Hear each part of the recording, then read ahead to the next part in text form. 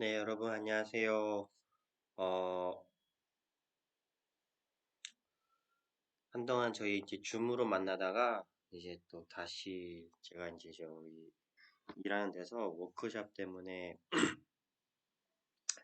그래서 이제 토요일 날 그 시간에 제가 좀 하기가 어려워서 이제 이렇게 다시 그 유튜브로 그거 아니지? PPT 해서 유튜브로 업로드를 할 건데요. 그래서 좀 그 부분에 대해서는 좀 죄송하게 생각을 하고 있고요. 뭐 지금은 또 상황이 또 여러 가지 변수들이 아직도 좀 많이 있는 부분이라서 또 최근에 뭐 이태원 때문에 저희가 또 됐는데 또 쿠팡 물류센터랑 또 여러 가지의 또 이렇게 소규모로 이렇게 지역 내에 또 코로나 감별 또 발생으로 인해서 조금 어려운 상황에 처해 있는 거는 맞는 것 같아요. 그래서 또 이것 또한 지금 좀 변수로 작용을 해서 좀 생길 것 같지만 어쨌든 저희가 만날 시간도 많이 없고 하는 부분이 있어요. 그리고 학교 쪽으로부터 또 다른 얘기가 나왔기 때문에 좀 그 부분은 모두가 지금 다 원치 않는 상황에 놓여 있는 부분이라 그건 어쩔 수는 없고요. 그리고 오늘은 어쨌든 또 의사소통 장애를 제가 오늘 하고 또 아마 지금 업로드가 좀 늦어질 것 같아요. 지금 제가 좀 계속 좀 워크숍 이후로 좀 약간 몸도 좀 안 좋아져가지고 이 부분도 되게 죄송하고요. 일단 의사소통 장애부터 일단 하겠습니다. 일단 의사소통 장애라고 하면 특수교육법 제15조에 따르면 언어의 수용 및 표현 능력이 인지 능력에 비해서 현저하게 부족한 사람, 그리고 조음 능력이 현저히 부족하여 의사소통이 어려운 사람, 말 유창성이 부족하여 의사소통이 어려운 사람, 기능적 음성 장애가 있어 의사소통이 어려운 사람이라고 되어 있어요. 이런 조건에 따라서 어느 항목에 해당하여 이제 교육적으로 특별한 조치가 필요한 사람은 의사소통 장애인이라고 합니다. 이 특수교육법에 이렇게 진행되어 있고요. 현장에서는 좀 많이 약간 의사소통 장애가 좀 혼동되는 부분이 조금 있어요. 청각 장애랑 약간 의사소통 장애랑 조금 혼동되는 부분도 있고 또 의사소통 장애가 저희가 지난번에 배웠던 학습 장애에서 읽기 장애랑 약간 이제 좀 겹치거나 혼동되는 부분이 있어요. 하지만 이게 좀 명확하게 구분이 되어 있는데 현장에서는 막 이렇게 정확하게 구분되었다기보다는 약간 혼용이보다는 좀 겹치면서 부분들이 조금 있는 것들이 있고요. 그러면 이제 복지법에서는 이제 언어장애라고 되어 있는데 이제 언어장애가 뭐냐라고 하면 음성 기능이나 언어 기능에 영속적으로 상당한 장애가 있는 사람이라고 해서 음성 기능이나 언어 기능을 잃은 사람, 그리고 음성 언어만으로 의사소통이 곤란할 정도로 음성 기능이나 언어 기능에 현저하게 장애가 있는 사람으로 이렇게 분리되어 있어요. 그러면 이제 거기에 따른 의사소통 장애 유형을 이제 몇 가지 들 수 있는데 일단 의사소통 장애라고 하면 크게 두 가지, 이제 말장애와 언어장애를 이렇게 얘기를 할 수 있어요. 뭐, 물론, 이제 말장애, 언어장애에서도 얘기를 하면, 이제 말장애는 뭐, 말을 알아들을 수 없거나, 듣기가 매우 거북하거나, 의사소통에 방해를 하는 경우에서 이제 말장애를 좀 이렇게 하고요. 그러니까 언어장애는 또 이제 중추신경의 손상으로 이제 발상이 돼서 언어적인 부분, 우리가 보면 뇌의 어떤 기능이나 아니면 신경적인 부분에서도 나타나서 손상이 통해서 이제 언어 발달 지체나 실어증 같은 것들이 또 있고 기타 다른 것들이 여러 가지들이 있습니다. 그러면 언어 발달 지체에서 보면 일단은 이제 동년배 또래 정상 발달에 아동의 이제 정상 발달에 비해 1년 이상 지체된 언어 수준을 보이는 것을 해요. 그래서 또 어쩔 때는 이제 이제 지능의 저하나 자폐증, 정서장애, 애착장애 등에 대한 문제도 있고 시각, 청각 등에 대한 결손 등도 가지고 있습니다. 그리고 이에 따른 이제 또 유형으로는 앞에서 한번 뭐 이렇게 저희 그 특수교육법에서 나눠졌던 조음, 우문 장애라고 이렇게 있어요. 요거는 언어 치료 쪽에서 많이 이제 좀 얘기를 하고요. 그래서 의사소통 장애는 언어 치료사들 분들이 많이 좀 접하는 부분이 좀 큽니다. 그래서 이제 조음, 음운 장애라고 하면 조음 기관의 이상으로 나타나는 발음상의 문제뿐만 아니라 음운책에 대한 지식의 부재로 나타나는 음운상의 문제. 그래서 일반적으로는 뭐 몇 개의 오류가 나타난다고 해요. 근데 뭐 예시하면 정식이가 어제 전화 준다고 했지라고 하는 거를 이제 발음상 이제 음운에서 문제가 생기면 정식이가 어제 전화 준다고 했지 이렇게 되어 있죠. 보면 예시에서 보면 어떻게 발음이 바뀌어 있죠? 어떤 발음이 어떻게 되어 있죠? 보면 지읒 발음이 디귿 발음으로 다 변화가 됐죠. 그러면 이 학생은 지읒 발음에 대해서 디귿 발음으로 이렇게 하는 거죠. 본인은 지읒 발음이라고 발음을 하지만 나오는 발음이 디귿 발음. 그러니까 즈가 드 발음으로 나는 거죠. 그래서 말소리를 산출을 할 때 이제 좀 여러 가지 문제 뭐 이렇게 유형들이 있어요. 그러면 뭐 첨가, 생략, 왜곡, 대치라는 것들이 있어요. 그래서 보면 이제 아버지라는 말을 할 때 발음상에서는 아버지 우리가 글자를 읽었을 때도 물론 의사소통 장애 학생들도 글자를 보면 아버지라고 딱 알아요. 인지도 하고 이 뜻이 뭔지 다 알아요. 글자도 읽을 수는 있어요. 본인의 머리로는. 발음을 할 때는 다르게 나온다는 거죠. 그러면 아버지라고 했을 때 첨가 같은 경우는 아바버지 분명히 아버지여야 되는데 아바버지 하면서 버라는 게 첨가가 되죠. 이게 뭐 어떤 한 번, 두 번으로 해서 나타나는 게 아니고 이게 반복적으로 아니면 특정 단어에 특히 더 많이 하거나 아니면 패턴이 나오는 경우에서 더 할 수 있고요. 그리고 생략 같은 경우는 아버지라고 할 때 뭐 아버 아니면 아지 이렇게 해서 이제 중간에 버라는 거를 탈락을 시킨다. 생략을 한다든가 이렇게 돼 있고요. 이제 왜곡 같은 경우는 아버지를 기준으로 했을 때는 아바지 와에다가 브 발음을 했을 때 바지 우리가 없는 글자지만 이런 식으로 발음을 했을 때 그 단어에 대한 왜곡 음성에 대한 이제 말을 산출하는 데도 왜곡이 되는 거고 그리고 대치에 대한 거는 아러지 아버지를 뭐 아러지 이렇게 발음을 할 때 해요. 근데 요거 이 장애에 대해서는 저번 기억나실지 모르겠지만 저기 학습 장애에서 유창성을 할 때 검사를 하면 그, 그 학생이 유창하게 읽는 거에 대해서 1분 동안 몇 개의 글자를 발음을 정확하게 하는지 안 하는지를 이제 검사를 하는 게 있어요. 일단 이제 그 검사 도구에 따라서 뭐 학습 장애 중에서 읽기 장애다 이렇게 표현을 좀 하게 하는데 그거에 대해서 검사를 실시할 때도 이제 첨가냐 생략이나 왜곡이냐 대치냐라는 것을 이제 체크를 하게 돼 있어요. 그래야지 그거에 대해서 아동이 어떤 발음을 하는 것에 대해서 어려움이 있는지를 유형을 파악할 수 있기 때문에 첨가, 생략, 왜곡, 대치 이렇게 분류를 한 다음에 이제 그렇게 체크를 하면서 점검을 할 수 있죠. 그러면 이 방법을 쓸 때 가장 좋은 거는 아동이 책을 주고 글을 읽을 때 나타나는 그 발음을 이제 들어야 되니까 녹음을 하는 게 제일 좋겠죠. 녹음을 하고 왜냐하면 막상 해보면 아동이 저희가 지문을 가지고 있고 저도 갖고 있고 아동이 갖고 있을 때 그 지문을 이제 아동이 읽을 때 그 지문 이제 교사가 보는 지문 위에 체크를 해야 되는데 이게 생각보다 아동이 빨리 읽거나 하면 못 쫓아가겠어요. 틀린 발음이지만 그럴 때는 녹음을 한 다음에 다시 들으면서 이렇게 하면 효과적으로 할 수 있기 때문에 그 방법을 저도 좀 그, 썼었고요. 뭐 이제 뭐 이런 좋은 장애, 좋은 음운 장애 이제 아동들이 이렇게 발음이 세고 하면 솔직히 놀림감을 많이 받죠. 그래가지고 뭐 약간 농담적으로 좀 얘기를 한다면 옛날에 이제 컬투쇼에서 이제 뭐 한번 얘기가 나온 적이 있었어요. 그래서 그 기역을 이제 지읒으로 발음하는 있었대요. 그래가지고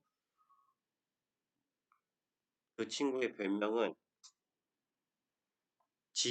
지우개를 항상 잘 빌리는 친구였대요. 그래서 근데 발음을 할 때는 아까 얘기했듯이 기역 발음이 지읒 발음을 하니까 그가 즈로 발음 나니까 그 학생은 분명히 지우개라고 발음을 하고 싶고 읽었을 때 그거를 이해를 하고 발음하고 싶지만 듣는 사람 입장에서는 지우죄라고 들리는 거죠. 왜냐하면 발음을 산출을 할 때 그 소리가 이제 달라지니까. 그러니까 지우제에서 그 친구 별명이 이제 그 학생 별명이 지우제였어요. 그래서 뭐 주변에서 얼마나 놀리겠어요. 뭐 하면 기역 발음을 제라고 하니까. 그래서 막 놀리고 하다가 너무 열받은 가운데 그 친구가 이제 화를 내면서 소리를 쳤대요. 자꾸 지우제 막 하오 하니까. 그래서 그 이제 발음상에 문제가 있는 친구가 화를 내면서 딱 했는 게 분명히 욕인데 야 이 제새끼야 라고 딱 하는 거예요. 그냥 제새끼. 분명히 다른 걸 하지만 그 이제 비속어로 이제 욕을 했지만 발음상 들리는 거는 이제 제새찌라고 발음을 한 거죠. 그러다 보니 뭐 그 친구가 그 뒤로부터는 지우제라는 별명이 아니라 제새찌로 바뀌었다라고 하는 뭐 옛날에 이제 컬투쇼 얘기가 나왔는데 물론 거기서 나올 때는 그냥 웃으면서 저희가 얘기를 할 수 있겠지만 그냥 당사자의 입장에서 본다 그러면 아마 그런 사람들과 대화함에 있어서 굉장히 어려움도 많고 이렇게 놀림감이 많이 되다 보니까 상당히 말을 하거나 의사소통을 하기 싫어하는 부분이 많이 생길 것 같아요. 그래서 이런 부분도 좀 고려를 할 필요가 있는 거죠. 그리고 실어증이라고 하면 이제 표현이 단순해지고 의미 없는 말을 하며 임의로 하는 말을 만들고 또 의사 표현에 있어서 어려움을 보이는 증상 그리고 말과 글을 이해하지 못하는 경우가 많으며 자신이 표현하는 글도 의미가 맞지 않고 철자법이 틀리는 경우가 있습니다. 그래서 정상적인 소통이 불가능하며 묻는 말에 적절한 대답을 하지 않고 중얼거리는 경우 혹은 본인은 말을 하고 싶으나 적절한 말이 떠오르지 않은 경우도 이런 것들이 포함이 되어 있고요. 거기에 따라 이제 종류들은 이제 브로카 실어증, 그리고 베르니케 신우증, 전반 실어증, 명팅 실어증, 뭐 난도증 및 난소증이라고 되어 있어요. 이 브로카랑 베르니케는 이거는 이제 학습장에서도 나오는 법인데 저희가 뇌를 보면 어, 어 전두엽 옆에 측면 쪽에 여기에 이제 부분이 이제 브로카 영역, 이제 베로니케 영역이라고 해요. 이 부분에 대해서 뇌에 활성화가 안 될 경우는 이렇게 의사소통에 대해서 이제 어려움을 갖는다고 이미 이거는 과학적으로 증명이 되어 있고, 그리고 이제 뭐 MRI나 에그랑 fMRI를 찍으면 이 부분이 이제 활성화가 안 되는 걸로 이렇게 나와 있어요. 그래서 좀 보면 이제 브로카 실어증은 말이 유창하지 못하고 전보진 문장을 사용하며 문법에 맞지는 않지만 청각적 언어 이해 능력은 좋은 편이라고 할 수 있고요. 이제 쓰기 능력은 손상된 경우가 많으나 편마비가 나타나는 경우도 있고, 이제 우세방구, 이제 주로 바방구의 전두엽 아래쪽 뒷부분, 즉 브로카 연혈이라고 부르는 부분이 손상되어서 나타납니다. 그래서 전두엽 옆에 이제 뒤쪽 부분에 보면 그 이제 브로큰 영역이라고 있는데 그 부분이 손상되었을 때 이제 이 부분에 대한 언어적인 어려움을 가지는 부분이고요.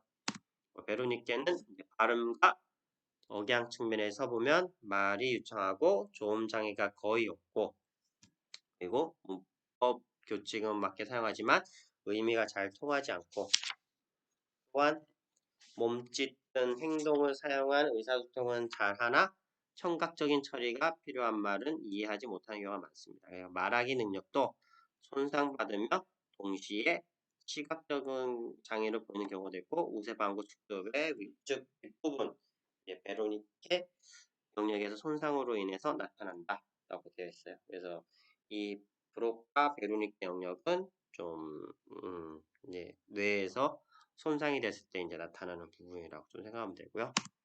그리고 이제 전반 실어증은 이제 언어의 전 영역에 손상을 발생하며 뭐 자발적인 언어 이해가 하기 어렵고 유창하지 않으며 말하기, 쓰기, 읽기, 듣기 뇌의 영역에서 어려움이 나타나고요. 그래서 우세방구의 언어 산출과 언어 이해를 담당하는 모든 영역에 손상이 있을 때 나타납니다. 그래서 우리가 일반적으로 말할 때 그 실어증이라고 하는 거에서 말 안 하는 부분이 어떻게 보면 여기에 좀 많이 포함이 되어 있고요. 이 친구들은 뭐 말 그대로 좀 이거 뭐 말을 안 하고 단순히 말 안 하는 것뿐만 아니라 행동에 대해서 거의 뭐 움직임도 없고 대답도 없고 하다 보니 좀 굉장히 어 어떻게 보면 외적으로 볼 때는 좀 내성적으로 보이는 부분들도 조금 보이고요. 그래서 아마 이게 정서적인 문제인지 아니면 외부로부터 어떤 충격을 태우면서 이런 건지 하는 것도 어느 정도 고려돼야 할 사항도 있고요. 그리고 이제 명칭 실어증은 뭐 실어증이라고 불리는 유형 중에서 가장 경미한 부분이고요. 비교적 유창하고 청각적인 언어의 문제는 거의 없고 말하기는 가능하나 이름대기 능력에 이제 좀 상당히 낮은 것을 나타내고 보여지고 있습니다. 그리고 난독증과 난서증 돼 있는데 뭐 일단은 뇌피질의 중추신경계의 손상으로 인해 발생하고요. 이제 시각장애나 운동장애를 수반하지 않고도 글을 잘 못 읽거나 글씨를 혼동하는 증상 난독증, 그리고 글을 잘 읽으면서도 글을 잘 쓰지 못하는 경우를 난서증이라고 하는데 일단은 뭐 여기에 유형으로는 포함이 되어 있지만 아직까지는 저번에도 한번 얘기했듯이 좀 논란이 많은 좀 이제 그 영역이고요. 난독증에 대한 거는 한번 앞에서도 얘기했던데 그 우리가 학습장애의 읽기장애가 어떻게 표현이 되냐에 따라서 조금 나눠진다고 한 적이 있었죠.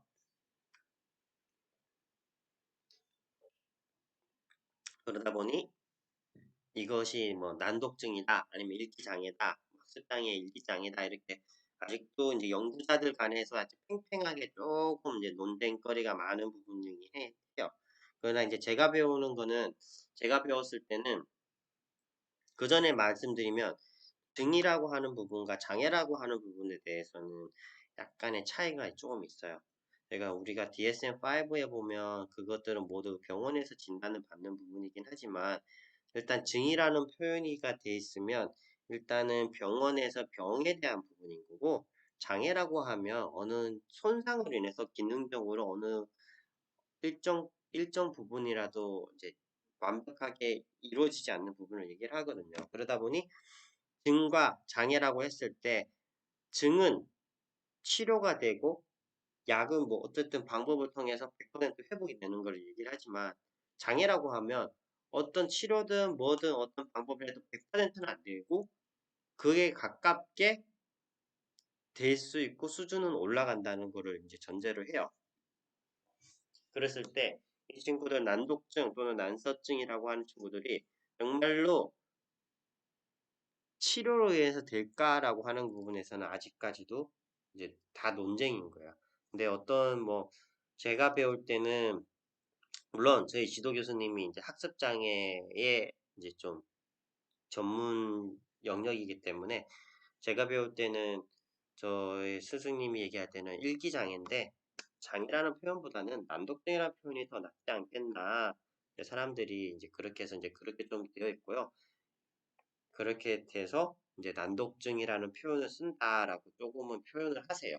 근데 이거 뭐 딱 이렇다 저랬다 하는 것도 아직까지는 확실히 뭐 이렇게 이거다 저거다 할 수는 없는 부분이기 때문에 그렇게 좀 표현을 쓰고 가끔은 이제 장애라는 그 표현이 꼬리표처럼 달아서 이렇게 좀 쫓아가기 때문에 이제 그게 싫어서 이제 표현을 한다고 좀 하는데 일단은 여기 안에 이제 포함은 되어 있고요. 그리고 어 이제 단순 언어 장애, 그러니까 Specific Language Impairment, SLI라고 하는데 여기는 이제 감각적, 신경학적, 정서적, 인지적 장애를 전혀 가지고 있지 않고 언어 발달에만 문제를 보이는 장애라고 해요. 그래서 언어 습득 시대, 늦게 말을 시작하고 그리고 부정확한 발음, 그리고 심하게 제한된 어휘력 이렇게 되어 있는데 저도 발음이 좀 새는 것 같네. 이런 친구들은 솔직히 우리 주변에서 조금 많이 볼 수가 있어요. 그래서 이런 친구도 어디서 볼 수 있는지 일단은 제가 20분짜리로 먼저 한번 끊고 다음 걸로 영상을 시작을 할게요. 그래서 이런 친구가 어디에 있는지 끊는 동안 한번 생각해 보세요. 그러면 먼저 20분짜리 하나를 끊을게요.